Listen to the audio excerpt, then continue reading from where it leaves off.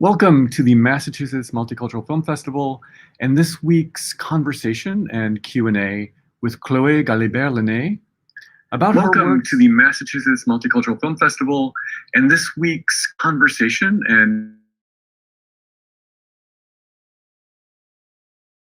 this Multicultural Film Festival and this week's conversation and this Multicultural Film Festival and this week's conversation and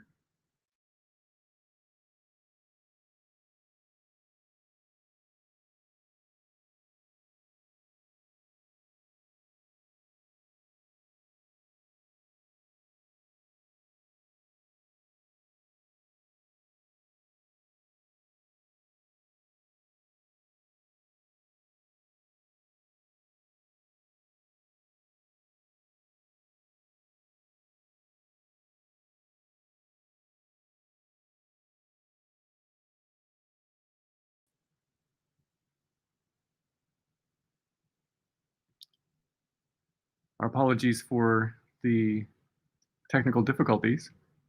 Again, welcome to the Massachusetts Multicultural Film Festival and this week's apologies for the I wonder if somebody has a second window open somewhere. Again,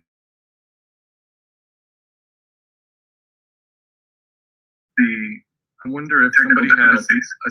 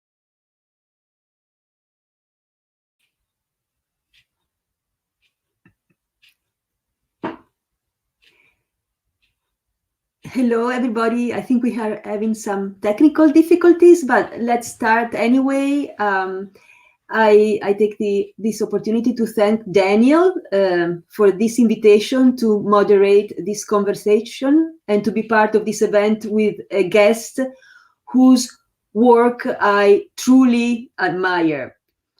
This afternoon, we are fortunate to have here with us for the Massachusetts Multicultural Film Festival live from Switzerland, Chloé Galibert-Laîné, a French filmmaker and an original videographic scholar and video essayist.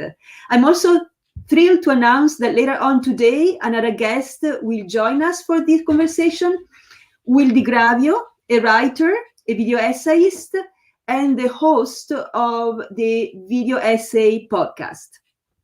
I would like to start by telling the audience a little bit about Chloé Galibert-Laîné.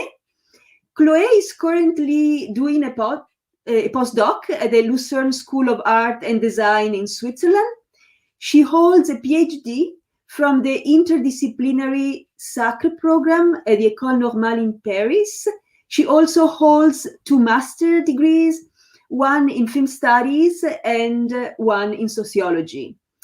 On the one hand, Chloé is an academic. She has lectured and offered workshops and theory classes in the US at CalArts, in France at the University of Paris 8, In the Netherlands, at the Royal Academy of Art in The Hague.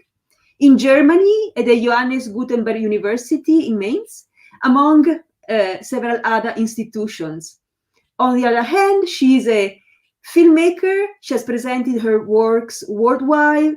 For instance, at the Austrian Film Museum, the London Essay Film Festival, at the Rotterdam International Film Festival, and a long, etc.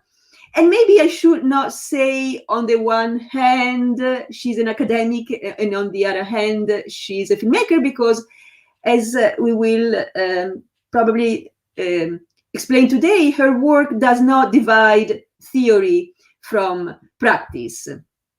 This week, the Massachusetts Multicultural Film Festival has featured two of Chloé Galibert-Lainé's most recent films, two works that I find really exceptional: Watching the Pain of Others and Forensickness. Watching the Pain of Others has been defined as one of the best films ever made about watching a documentary. It was originally published by the peer-reviewed journal In Transition, and it received, among many other recognitions, the Best Video Essay of 2019 award by Sight and Sound magazine. And as you have seen, the film engages with a documentary by Penny Lane entitled The Pain of Others, a film that focuses on women suffering from a mysterious illness, the Morgellon disease.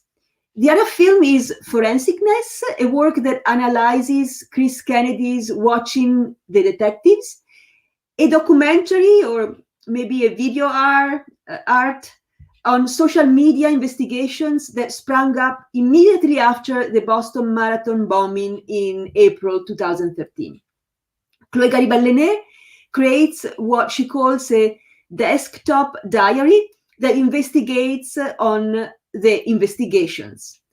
Both works are groundbreaking, intelligent, inspiring, packed with layers of smart insights and also fun. Chloé Galibert-Laîné, welcome. Thank you so much, Barbara, for the very generous introduction, and thank you to the festival for hosting this conversation. Welcome, Chloé. It's so great to have you here with us for the Massachusetts Multicultural Film Festival. And thank you very much for joining us from Switzerland, 5 hours into the future, right? It's 5 hours, you're at night there. So unlike it happens with other guests, before asking questions about your films, I think it would be really useful to start with a few words to understand who you are, how do you position yourself in this new field of videographic criticism? Are you labels, right? Are you filmmaker, desktop or found footage filmmaker, video essayist, or are you, by using a term from your dissertation, a netnographer? Yeah, that's actually a pretty tough question to begin with, I think. And I really appreciated in your introduction the way that you underline the fact that my scholarship and my filmmaking are actually the same objects. And I think it's been, and I think it still is, something that really interests me as I see my work getting circulated in different contexts, to just understand how little I have control over how things are labeled. And that's actually quite exciting to me. Like, I think there's a good and a bad way to think about this, but I think about it in a good way, in the sense that I like to observe how the works I'm making get redefined by different institutions and interlocutors, and to see how it performs in an academic context as a form of intervention, where academics would recognize the work as research because there are signifiers of research, hidden in the film, and at the same time there is, I guess a more like intimate tone to the research that is sort of disruptive in an academic context, but also to see how the same films, will be presented in documentary festivals or experimental film festivals, and how the debates and the conversations that happen there is quite different in terms of, you know, what is interesting to people, what people relate to in my work. So, and yeah, there's a number of terms that, you know, I find really helpful in terms of trying to describe what I'm trying to do, or perhaps more precisely, those are words that make me feel like I can talk to different people because we relate to that word. So, you know, the video essay is one of those words that sort of define a community of practitioners and thinkers that I've been in conversation with for a number of years now, and it's been really helpful in developing my practice. The desktop documentary would be another term. So I don't know if you want us to dive into those terms, because I don't want to assume that the people listening to us today are familiar with those terms. So I don't know how interesting that is to you, but there are a number, I think, of, you know, terms or poles between which I navigate, or that can help draw a circle around the films that I've been making. Yeah, I think it would be very useful if you say a few words about what is a desktop film. Yeah, okay, so as far as I know, the term desktop documentary was forged by the filmmaker, video essayist Kevin B. Lee, so, of American origin, now lives in Germany, and teaches media art there. And it can be considered a subgenre of desktop cinema, which is a corpus of films that are made mostly out of screen recordings. So the action of those films takes place on the screen of a computer. Or we've also seen examples of an emerging genre that could be called a phone documentary. So they would use recordings made out of a smartphone. But basically, yeah, it's this genre that has emerged in the last maybe 6-7 years, and has grown very rapidly, of films that are not using original images filmed with a camera, but actually use screen recordings as the raw material from which they edit. And the desktop documentary within that bigger genre of desktop cinema would be, well, a genre that is mostly interested in documenting online lives, interactions, interfaces. And yes, this has been a genre that I found really exciting when I discovered, especially the work of Kevin B. Lee. That is an area that has been triggering a lot of conversation also on the theoretical side in the last years, triggering such question as, is it still cinema? Yeah. What sort of cinema is this? How is this supposed to be seen? Is it made for the big screen, or is it made to watch on the laptop? You know, such conversations that I find really intriguing, and sort of pushing the boundaries of what we understand cinema to be. Yeah, it looks like there are no more boundaries, right, between even TV, what is TV and what is cinema. It's really blurry now, in a way. Yeah. I have a question that, I feel, when I was watching again your works for this week, what is that it's so singular about your works? In the introduction last week, I said you have your signature, your camera stylo, and maybe the camera stylo is a desktop, right? But I was trying to figure out what it is, and I believe, and I'm curious to know if you agree, it's your use of the first person, that it's a voice that falls outside the norm of what is traditionally considered the authority academically, but at the same time, your works are academic. So you are, in a very new way, you are destabilizing the explanatory voiceover, which is traditionally a critical male and English-speaking voiceover. And I wonder if you are trying to make film and media studies more accessible outside the field, or you're really talking to people in the field with your new voice, your different voice.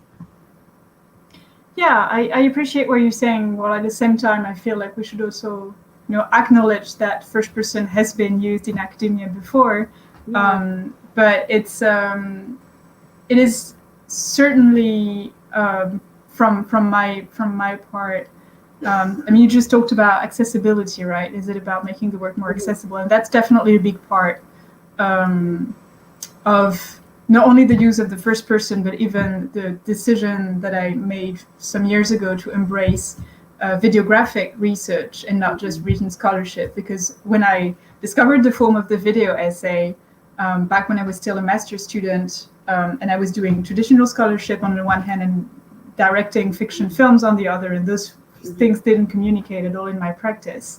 The video essay really appeared to me as this wonderful space that I could, inhabit, where not only could I bring together my interest for theory and analysis and my passion for editing, but I could also share the research I was making in a way that was wider than just writing scholarly papers that are going to be read by the community of researchers and students, because this is what, this is the audience of peer-reviewed journals, which is not to say that this is not, worthy of attention in any ways, but I was really attracted to the idea that the research I was making could be of interest and sort of serve, be part of a wider debate. Also because around that time I also transitioned from studying and working on the history of cinema to researching more contemporary images. You mentioned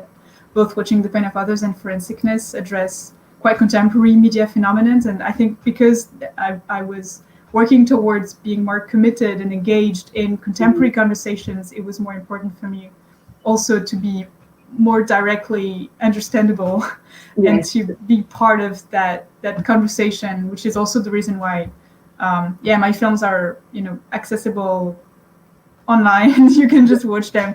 I believe in accessibility as part of a researcher's ethos.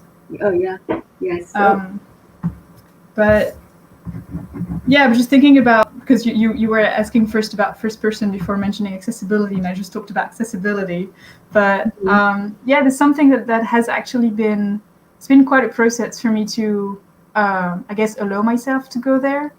And I've had a number of important conversations, important for me, with different people who sort of raised my attention towards the importance of also considering myself as part of the research that I was conducting, and not just like I'm the subject, I'm the conductor of the research and my object is over there, but to consider my implications as well in the research. And I think specifically because at the end of the day, I've been exploring topics that relate, for the most part, to questions of spectatorship and what it means to watch images and what images do to us when we watch them and when we engage with them.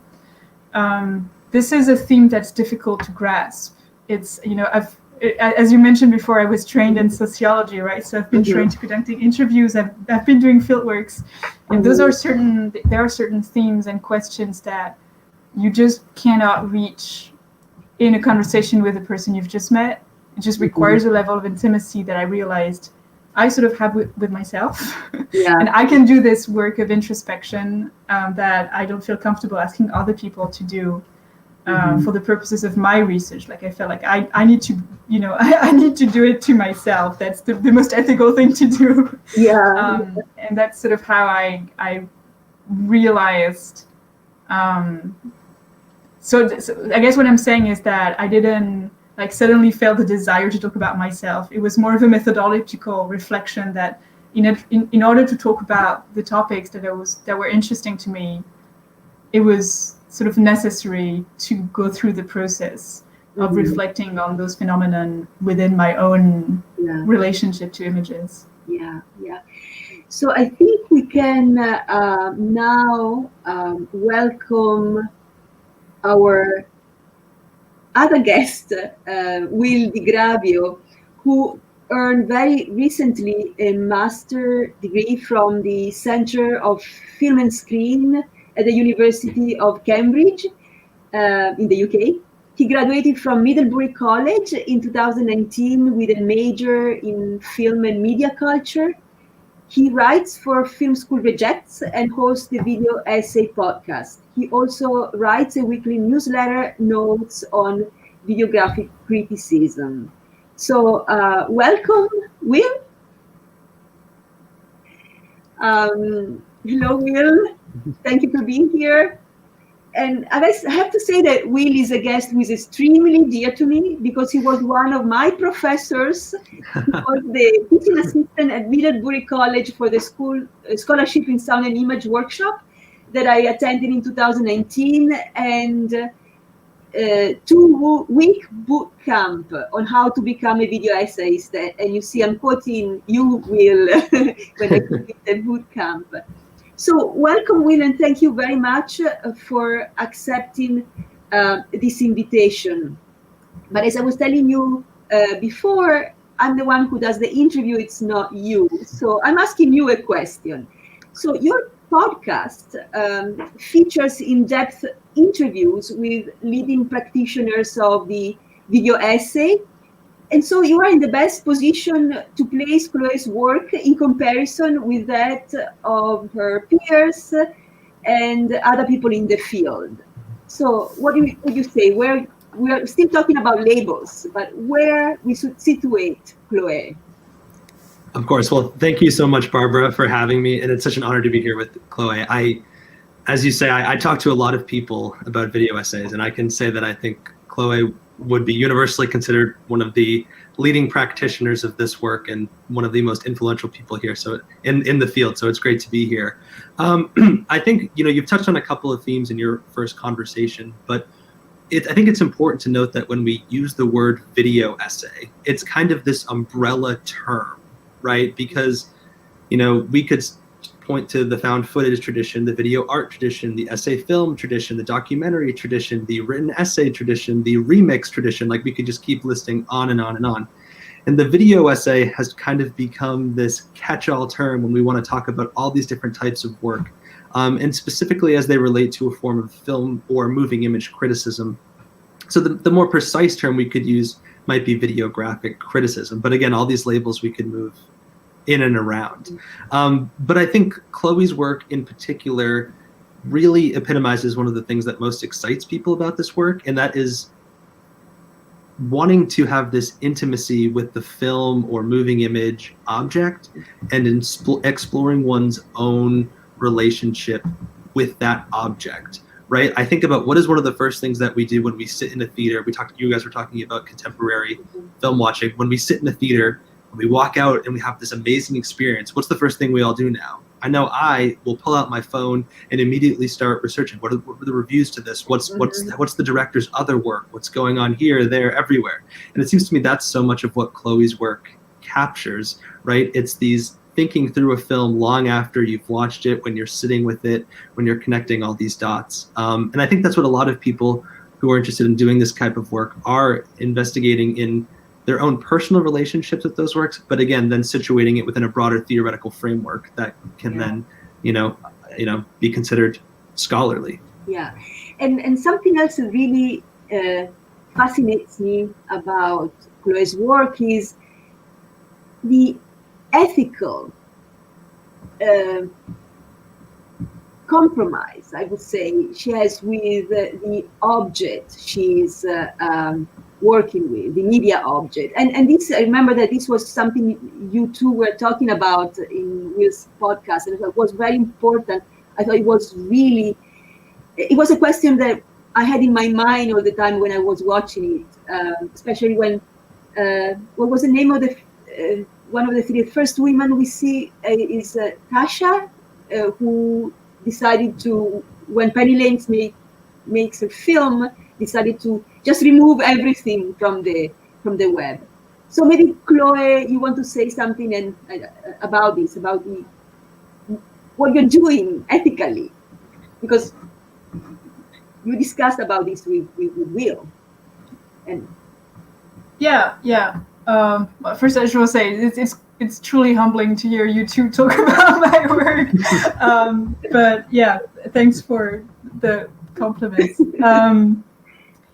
I like the expression ethical compromise, and I like it a lot, especially because I mean, I think I could say that ethics is pretty much all I think about these days.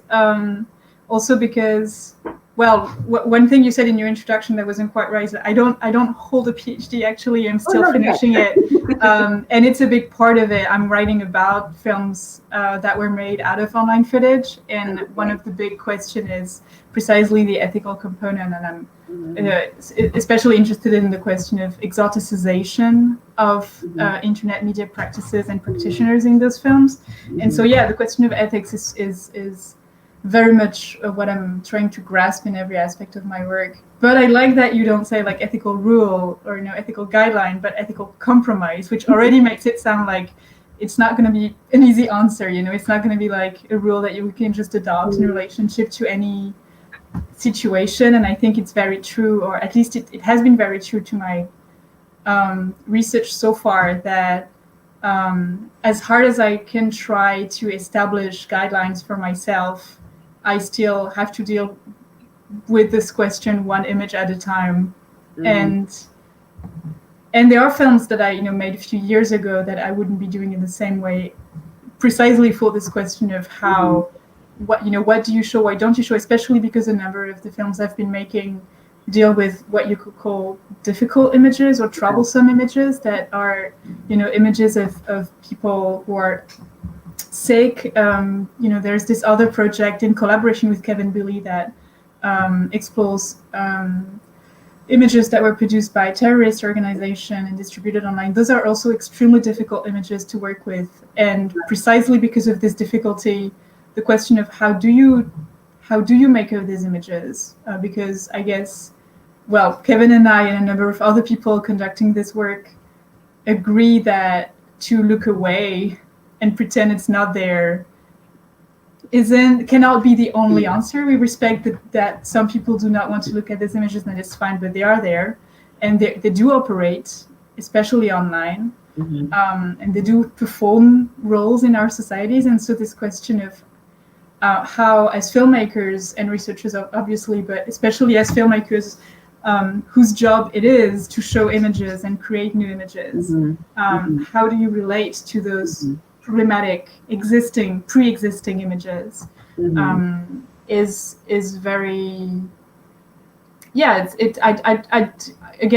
just find myself redefining my own rules as I go again and again, and especially for that regard also, I just find it so helpful to keep having conversations as well, like this one, with different people from different backgrounds and different countries and different, just to get a sense that it's not just because the films are very personal, so it could seem like I'm just dealing with this question myself and I just need to find my own answer.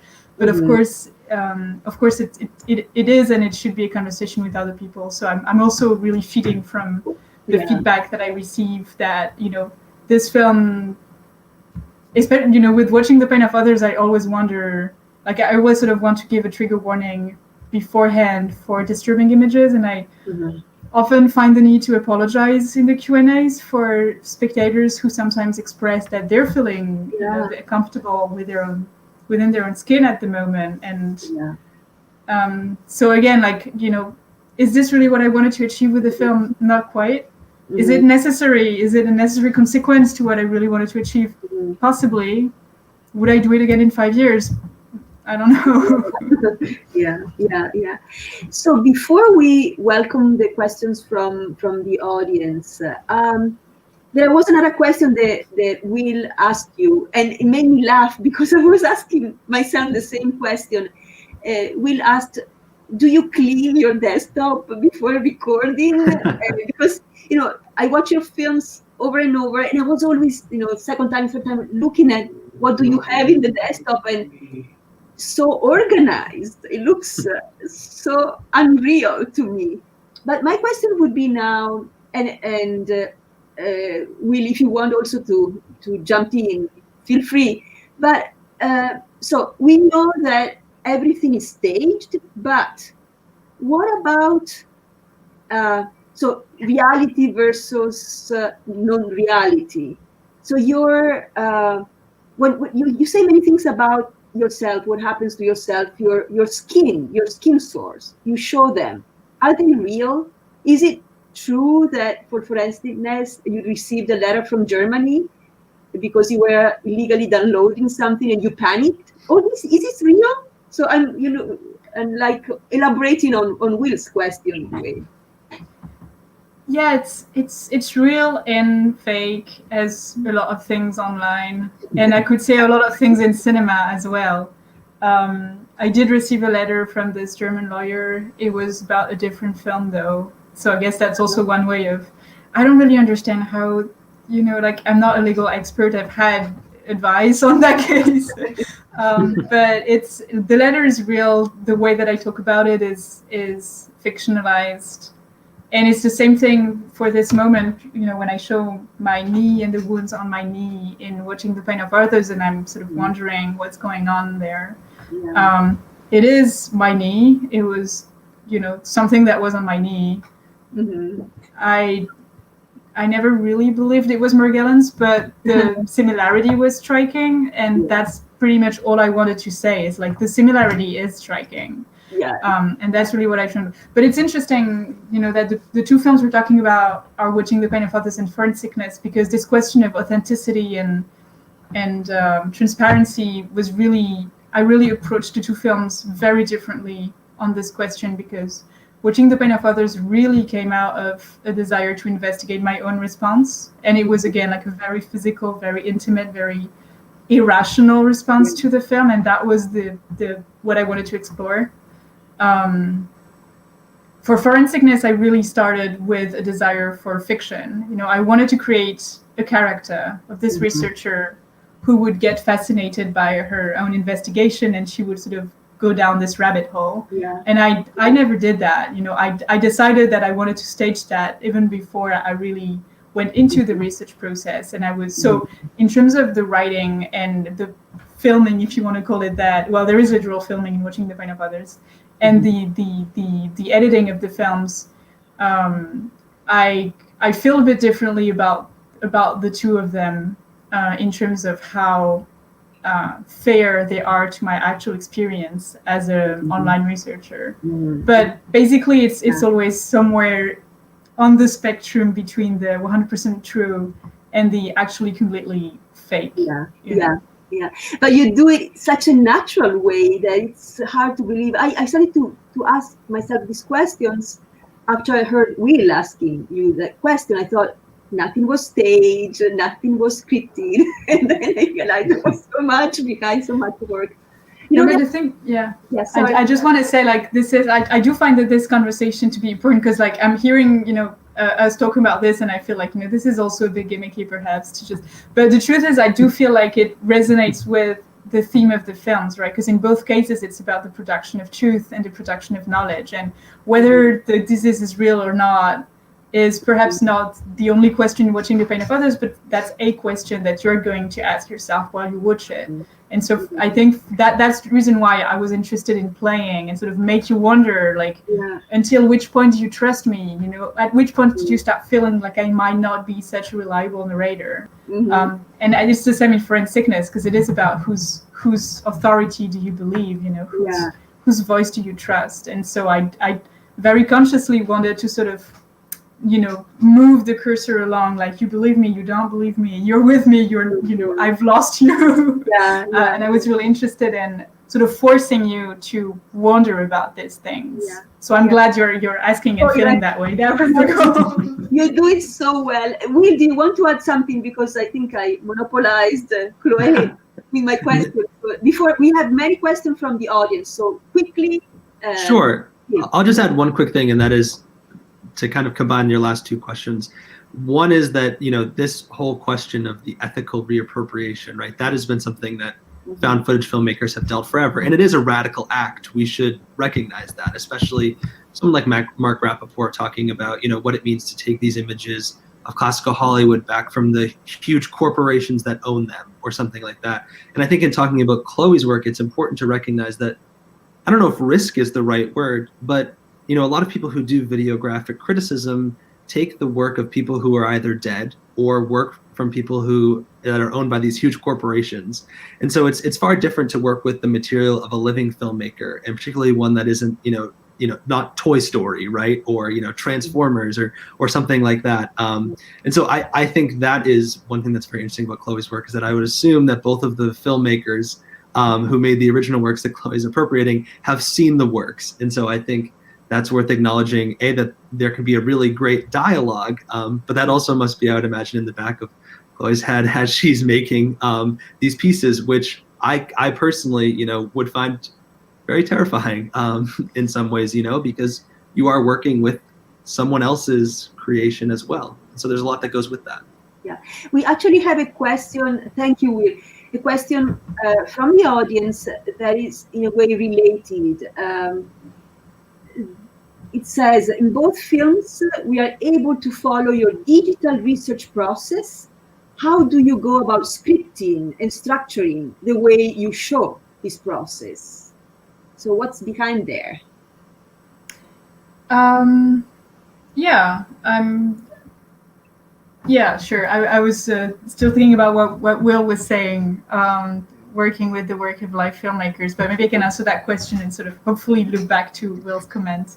How do I go about scripting and structuring? Yeah, it's an interesting question, because obviously I like what I was saying just now, with how real or how fake are certain aspects of the story. The whole research story that I'm telling is as well somewhere in between a transparent account for my research process and a reconstruction.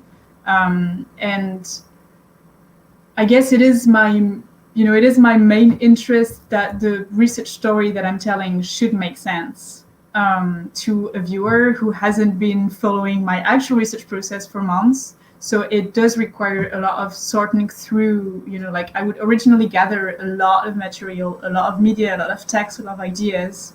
And then I guess I'm sort of facing all of that database of stuff that I've gathered online for usually, weeks or months. It can be years as well.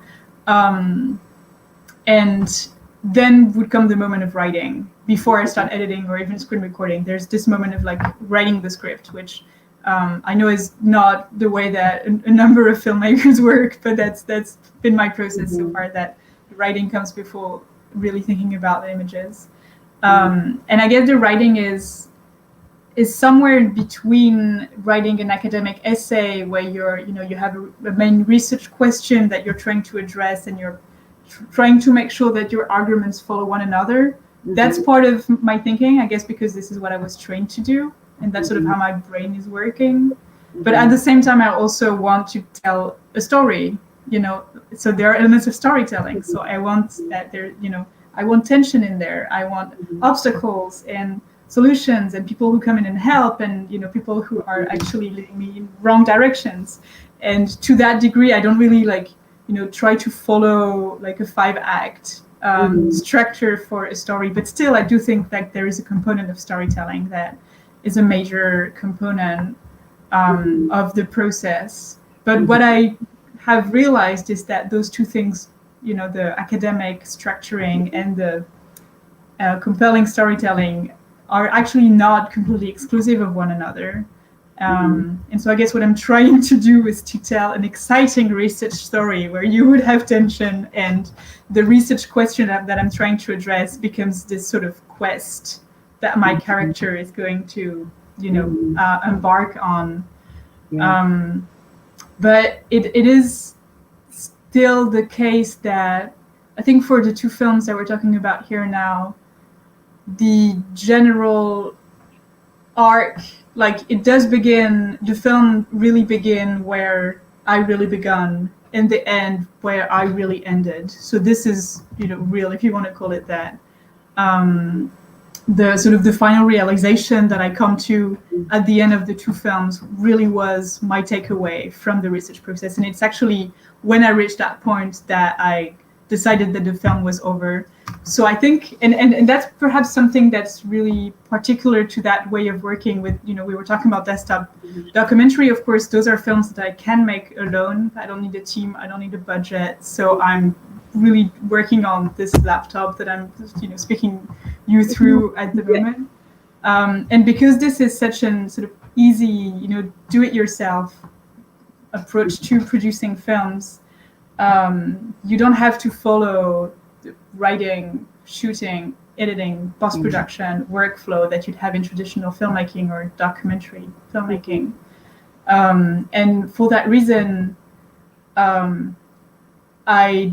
the moment that I understand how the film is going to end is the moment when I make the end of the film. So I make it as I go, basically. And the moment I'm done is the moment when I've figured out what I was trying to figure out, or something else, but I figured out something. And I just have to write that final sentence and record it and have the final screen recording, and the thing can be over. Yeah. And that's I think that really sort of fits my own working patterns, because when I have understood something, I get tired and bored. So the production really sort of follows the actual research in that way. Yeah, excellent. Thank you.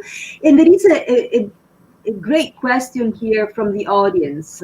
Let me read it for you. So I'm interested in the themes of irresistible pleasure of pretending paired with looking for an acceptable truth, as spoken of in the beginning and the end of your film Forensickness. The way the interlink is fascinating to investigate, as you do in your film. Although I spent a lot of time playing with how they are akin, I wondered if you could speak on how they may differ, or if they do at all. And this could be concerning your film or a general response. Thank you so much for the question. I feel like this is something that Will or Barbara could as well, share opinions on, because I find like that's a rather open question. I do think that the pleasure of pretending, or the fun of play, basically, and the need for truth or for meaning are two different things, despite the fact that you probably can find meaning in play. But thinking about how these two things play out in Forensickness, or in the sort of online phenomenon that I was trying to understand as part of this film, this Reddit manhunt search for the Boston terrorists. I wouldn't assume that the pleasure of pretending had much to do with a search for truth. Or I guess I could imagine, and again, this is totally speculation, but I can imagine how one sort of leads to the other, or like flows into the other, in the sense that I can imagine, and in a way that really mirrors my own process as I was making the film, that I really begun with an intention to understand something, which is I guess is the academic impulse. Like, I need to figure out this thing. I need to get at the bottom of it. I need to like put it in a story that makes sense to me, so that I feel like I can grasp it and sort of put it somewhere on the shelf of my brain and move on to the next thing. But as I was, sort of at the same time that I was trying to do that, I sort of had this idea in the back of my head of like, hey, I could do this like massive wall of paper collage in my bedroom. Wouldn't that be cool? And I thought it would be cool, which is the way, this is the reason I did it, because specifically for that film, I had set up that rule that whatever I anticipated as fun, I would do. I guess that just made sense, because I had been making such difficult films for a number of years, and at that point I wanted to have more fun, I guess. And it did relate to the topic of the film, again. But I wouldn't originally the idea of making that giant wall was 100% play and not 0% search for truth. Yet of course I was hoping that in the act of making it, I could understand something about why other people would have such practices of play, playing detective, which I guess is really where the intersection between search for truth and attraction to role play can appear. I don't know if Will or Barbara, you have any comment or ideas on this question. Will, do you want to say something? Sure. I think one thing I will add, or maybe two things. One is this idea of play is so central to this type of work when we talk about it. in particular, I would say that is why if I've met resistance to this type of work in a scholarly context, it might be that emphasis on play, right? The fact that it's not a linear argument that is leading you to one thing. It's very possible that these are pieces of scholarship that will leave you with more questions than when you first started, right? The second thing is that, we get into these questions of the difference between criticism and art here, right? And what Chloe said at the beginning of your conversation about kind of the enjoyment that you get, Chloe, of sending your work out into the wherever it gets sent out to the world, the internet, wherever, and seeing how people interpret it and associate it with different traditions, right? On one hand, we have a piece of criticism that is looking at the work of Kennedy and relating it to his films and other films and looking for motifs and looking at form and everything. But at the same time, it's a work of art that, Barbara and I could write a scholarly essay about you and watching the painting. Absolutely.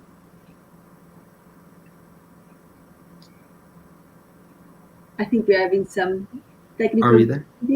We just lost you for a second, but we heard, I think, the entire thing. Maybe your last words.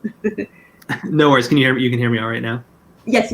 Okay, great. No, I think I was just saying that, it is that question of the ambiguity of art with perhaps the directness of criticism.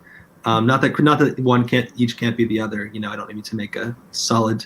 I'm generalizing here, but I think those are the interesting tensions at play in a lot of videographic criticism and in Chloe's work, for sure. Yeah, and I think it's a beauty of the videographic essay that pleasure and truth can go hand in hand. That's really what brought me to this field. I thought, wow, you can have fun, say something so powerful, and they can go together, right?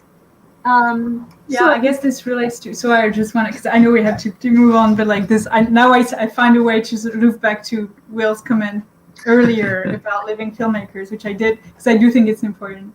But yeah, I think it's also it's an interesting sort of. It's an interesting part of the conversations I think I've been having with the filmmakers whose work I engage with, because they also do receive it as this sort of hybrid between a work of criticism that would praise their work, because I 100% want my work to be praised of this work that I admire, and also this other film that is more in a sort of artistic dialogue with their own, and could also even be understood as a sort of experimental remake. And I can imagine, hasn't happened to me yet, but I can imagine that sort of receiving a response in that form, precisely because it sort of has this ambivalence between truth and play, to get back to the words that the person in the audience was using, is part of maybe the weirdness, but I guess I hope also the richness of the conversation that those films can trigger with the filmmakers. And just to get back to Will's comment about the effect for me, just to know or to think of the filmmakers as audience members, because now I do have to do that. It forces me to be generous, and that's what I like about it, is that I have no, because I realize that it makes me super responsible about how I address someone else's work, and also I guess having sort of become a filmmaker out of being a film student and a critic before. And back then I would hate a film and want to write about what is so wrong about the film. And now that I make those, I'm like, I don't really feel the need to put that out there anymore. I want to talk. I'm not saying I just want to share the love and talk and praise and talk about things I think are great, but I do find that this sort of in between position, both as a critic and a filmmaker, is allowing for a more generous form of criticism that is more empathetic.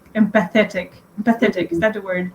To the artists with whom I'm engaging. At least that's my hope. That's what I'm trying to work towards. Yeah. We have another question, but not much time to respond. So very quickly, Chloe, this question says, I think that your works are very well constructed and intellectually brilliant, but also I can't perceive emotional engagement. Do you think desktop documentary has the rational tendency? So this member of the audience thinks they are rational. Oh, thank you, I guess. That's interesting. Yeah, it is interesting.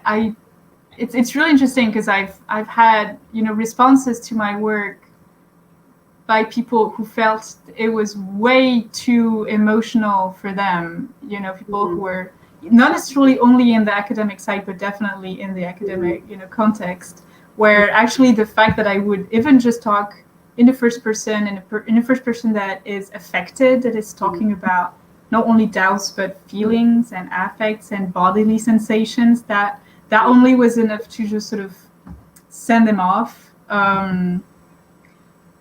So I'm really interested that you're sort of not responding to that aspect of the work. I guess it does depend on also sensibilities. But to get back to the actual question, which was, about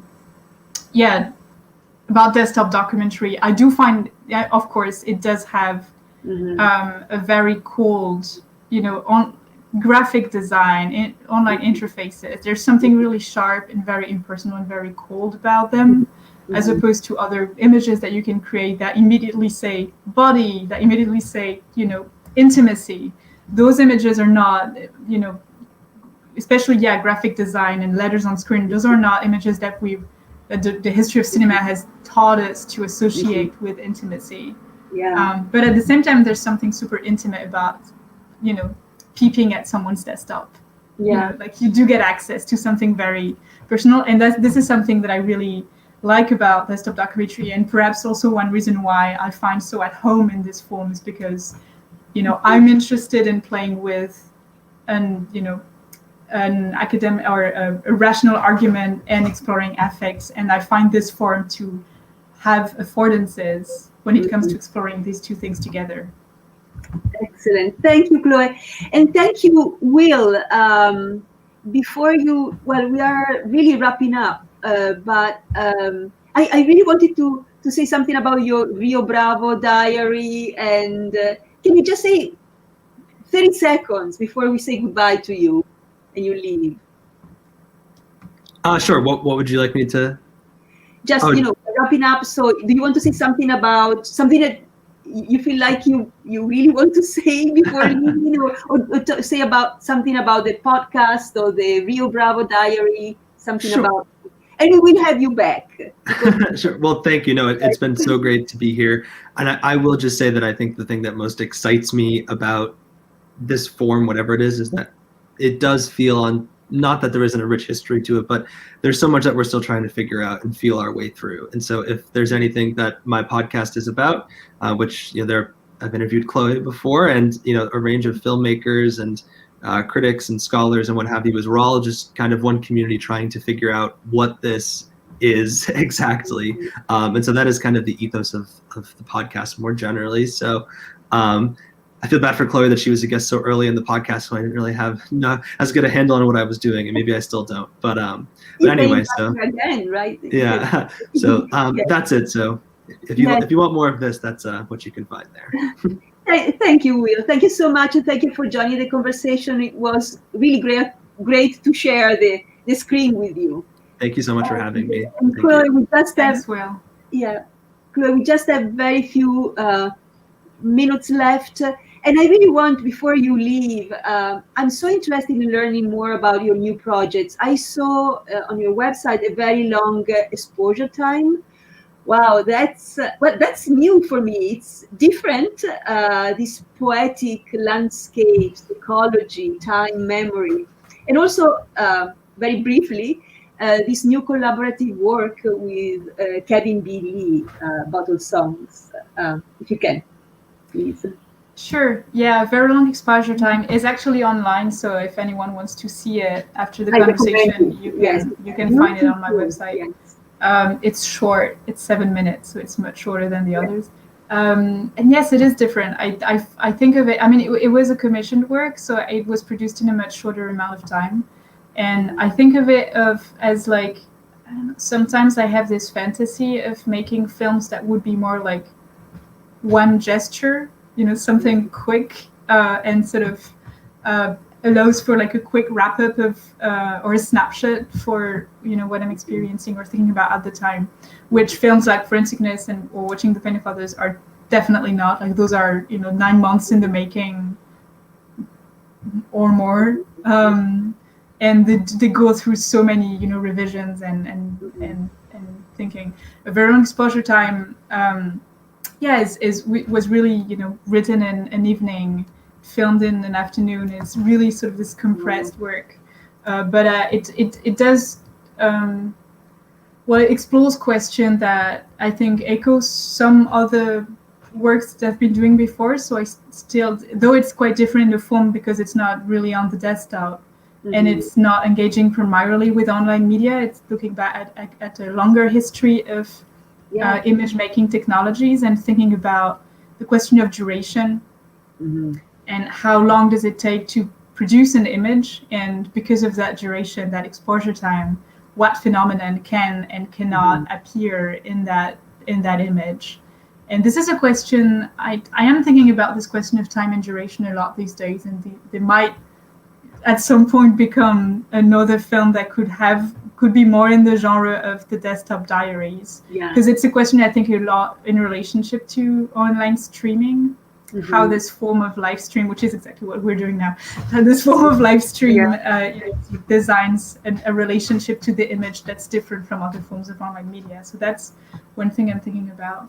But the other sort of much more major project is this collaborative work with Kevin Billy. We've actually been working on this project for 4 years, soon to be 5 years now. So it's long in the making. We've been producing 4 short films already together in the context of that project that's called Bottle Songs, and it looks at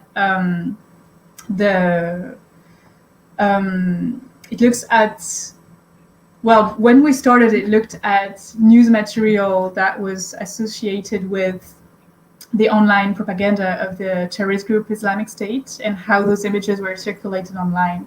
And now we're working towards the production of a feature film that is still looking at the same images, except that they're not identified as news material anymore. They have become archive, right? Historical documents. And that's sort of this process of becoming archives, and who's keeping those images, and where are they still visible, and who can access them, and what histories will they feed into, are some of the questions that we're trying to address in the feature we're producing now. Yeah, well, I can't wait to see it. Thank you, Chloé. This has been a really enlightening and wonderful conversation. And so I think we just have 30 seconds to gather some final thoughts. Are there any other topics you want to address that we didn't address in this conversation? Something you want to tell us about? I don't know. No, it's been a real pleasure. Thank you so much for engaging with my work in such depth. I really appreciate the amount of thinking you've put into this, and also Will, who was here just now. It's been a real treat for me as well to just engage with the two of you. Thank you very much, Chloé. This has been terrific. And back to you, Daniel. Thank you, Barbara. Again, our apologies for technical difficulty in the beginning, which prevented me from really introducing you properly, Barbara. Barbara Zecki, a leading scholar in gender studies, aging studies, feminist film theory, and many other things. Director of the Film Studies program at UMass Amherst, professor of Iberian Studies. Thank you so much for moderating this really fascinating conversation. And many thanks again to Chloé Galibert-Laîné for making such singular videographic works and for joining us today to discuss it. And again, thanks to Will DeGravio for bringing his extensive experience to this conversation as well. Thanks to our audience. Note that Forensickness and Watching the Pain of Others will be available on demand on our website, and also on Chloé Galibert-Laîné's website, where you can find those works and her other works as well. I'd like to thank my assistant curator, Nefeli Forni-Zarvadaki, our team of interns who are credited at the end of our festival trailer, Please see our website at umass.edu/film/mmff for information about the film festival and upcoming events, and to see a list of our sponsors. The MMFF is presented by the Film Studies program at UMass Amherst. Barbara Zecki, Director. Thank you.